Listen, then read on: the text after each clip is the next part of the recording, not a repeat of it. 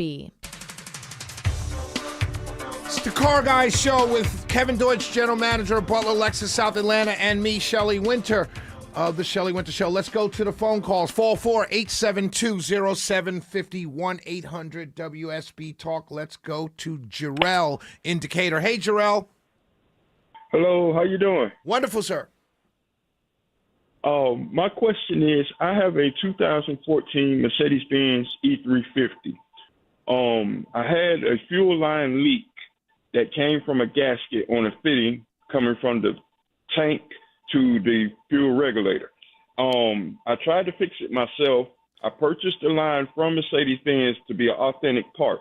Once I purchased the line, it was 6 inches too short. I went back to try to get a cross-reference from them. They said they only have one line for that vehicle. All right. On trying to find that line, I found out that it had a recall for that line, for that fitting, for that O-ring on that very same spot. I tried to get the recall honored. I called customer service. They picked up the car with no problem. Sent it to the Mercedes-Benz of Buckhead.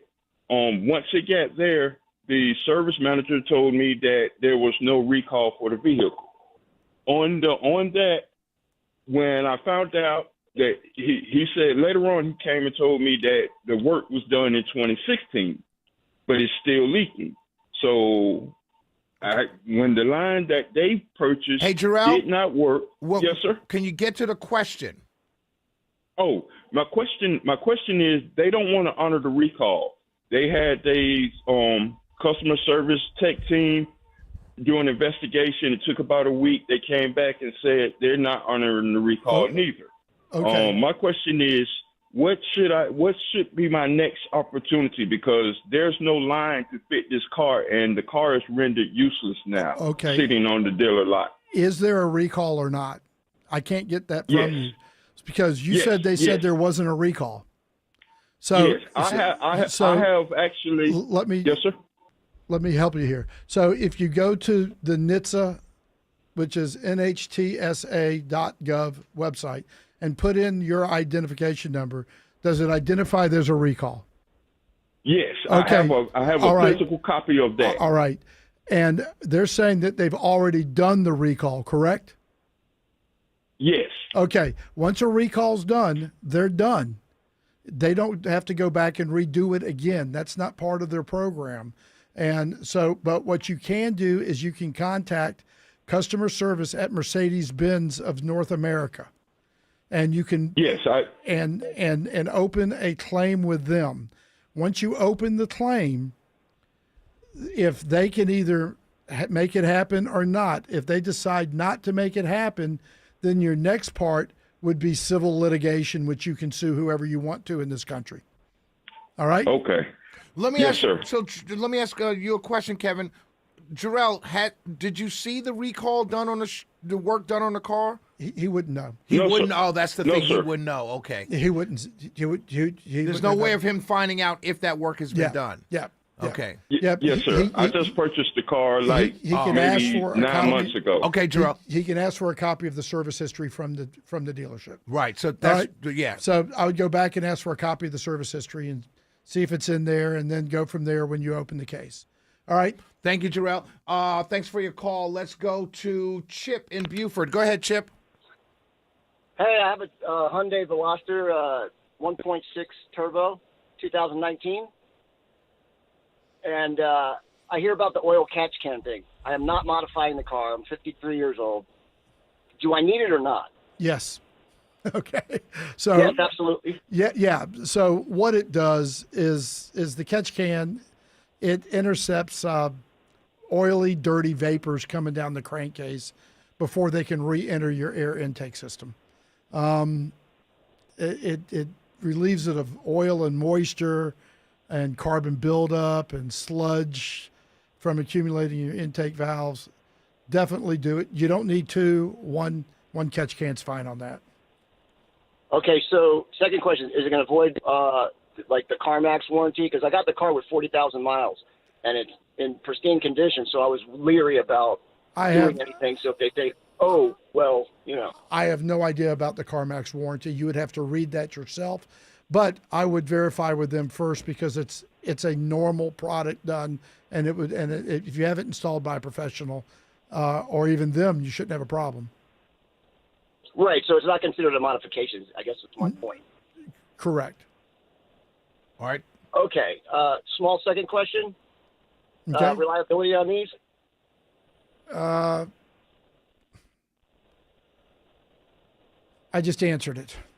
Oh, well, I've heard horror stories, but it's the better of the bunch, I guess I could say. Yes, yeah. It's like it's sort of like eating at a restaurant. Sometimes you get a great meal, sometimes you don't get a good meal. The engine design is not fantastic. You will get sludge sometimes, and it's known for burning oil once it gets a little age on it. But All right. I tell people anytime that they buy a vehicle with a 100,000 mile warranty, there's a reason why the manufacturer needs to put a 100,000 mile warranty on it. Great call, Chip. Thank you, brother. Let's go to Karen in Beaufort. Go ahead, Karen. Thanks for your call. 404-872-0750, 1-800-WSB Talk. Go ahead, Karen. Thanks for taking my call. I have a 2025 Toyota Ram 4 hybrid, and most of the time the entertainment center does not work. I've taken it to a dealership close by 3 times. They say they've made updates, but it still doesn't work correctly. Most of the time, I crank it up, I start down the road, the radio doesn't come on, it does my phone, I can't use my phone over it. The touchscreen doesn't work almost all the time. When I use the push-little microphone to call someone, it tells me that I'm not connected to GPS. It's just really all confused. Okay. And Thank you, I Karen. don't know what else to do, but it's made me not like the car. Well, Thank you, Karen. It shouldn't be that difficult because it's under warranty, correct? Yeah, And correct. and I'm guessing you took it to Mall of Georgia? Correct. 3 times. Okay. Do me a favor. Take it to Beaver Toyota. It's the next closest one to you. Okay. Send me an email and let me know when it's coming in. Now, I'm going to give you a secret that you can do to make it work for you, okay? Oh, great. So if it happens, it's called a hard reset. I want you to press and hold the vehicle's audio volume power button down At the same time? for 10 to 15 seconds, and that'll force a manual reset of that head unit. That will that will generally clear it up. But it sounds like they need to do an OTA, which is an over-the-air update, and it should fix the software bug. But if it doesn't, and that doesn't work for you, run it up to Beaver Toyota. Let me know when you're going. I'll let Patrick and his team know that you're coming, and they'll get that head unit replaced or repaired for you immediately. So say it again slowly. What buttons does she Right. push at the same time? It's the audio/volume power button. So it's your volume and power button or your volume power button. Just hold it Right. down for 15 seconds, and that should Okay, force a 15 manual reset. And then, Okay. Karen, send an email to Yes. Kevin. Everyone, this is for you to email to send to Kevin, to get in touch with Kevin is carguys@wsbradio.com. Okay? Wonderful. Wonderful. Thank you so much. Yes, ma'am. Let's go to Jeff in Covington. Hey, Jeff. Hey, Shelley. Hey, guys, I love your show. Thank you so much for taking my call. Well, thanks for holding. What's your question, Jeff? I have a 2014 Chevy Equinox with 78,000 miles on it. I just got it. I've been trying to shop around for a warranty. I've been told that it's only good for 100,000 miles. I drive for work, and I'm going to be at 100,000 before the end of the year. So does it make sense to get a warranty? And if it does, which is the best one to get out there? This is what I'm going to Best tell repair you. service. It's a 10-year-old car. There's not a warranty company out there I would recommend to take that money and invest into a $3,000 warranty.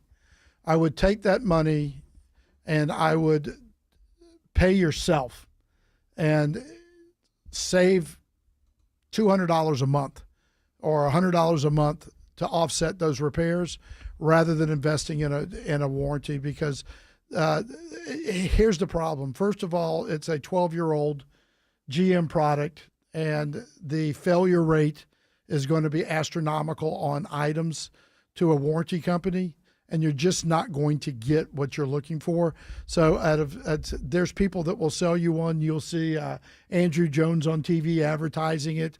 You'll see people on TV telling you that that's the warranty. Just don't do it. Don't. I'm sorry. There's one warranty company that I would recommend. If you email me, I will see if where they have a dealer that Paul and his company could write that policy, or if they recommend it. Okay. Would a dealership do it? No. Right. Yeah. A dealership. That's what you just said. Okay. Yeah, but the problem is you have to pay them to check out the car and make sure everything's good. Understood. And then it's another 30 days before that costs you against your warranty, if it even goes. And you could probably buy a 50,000-mile warranty, but at this point, it doesn't make sense. At this point, pay yourself. Thank you, Jeff. We appreciate you. Let's go to John in Ackworth. Go ahead, John. Hey, Kevin. Hey, Shelley. Go Mets, go Giants. All right. I got a question. That's right, and take the Knicks with you. I hear on the news every day about car fires all over town. What causes them, and what can somebody do to avoid them? Don't buy a Tesla. Really? Yeah. Yeah, it's just straight up answer. Just don't buy a Tesla, and 40% of the car fires will go away. So Tesla's cars are 40% of car fires? Well, older BEVs are a major problem. When you drive down the road, and we call them auto flambe, and when you see them on the side of the road, it's usually a Tesla. But the other things you can do is make sure you get your services done on your fuel injection. Fuel injection is not the same as a carburetor. You've got electronics. You've got just get your basic maintenance done, and you should be safe. Electric cars, BEVs in particular, especially the older versions, do have some problems, and they have a high burning rate. It's not astronomical, but it's higher than you would think. 404-872-0750, 1-800-WSB Talk. Those are the numbers to call. Everyone hold on. This is a short segment coming up. However, we will get to your calls. Let me also tell you, if you have a question for Kevin that comes up after the show goes off the air, you can email him at carguys@WSBradio.com. He answers every single email. We know this, David Danzig, because we see the emails being answered. So carguys@WSBradio.com is the email. 448720750, 1-800-WSB Talk. We will be right back.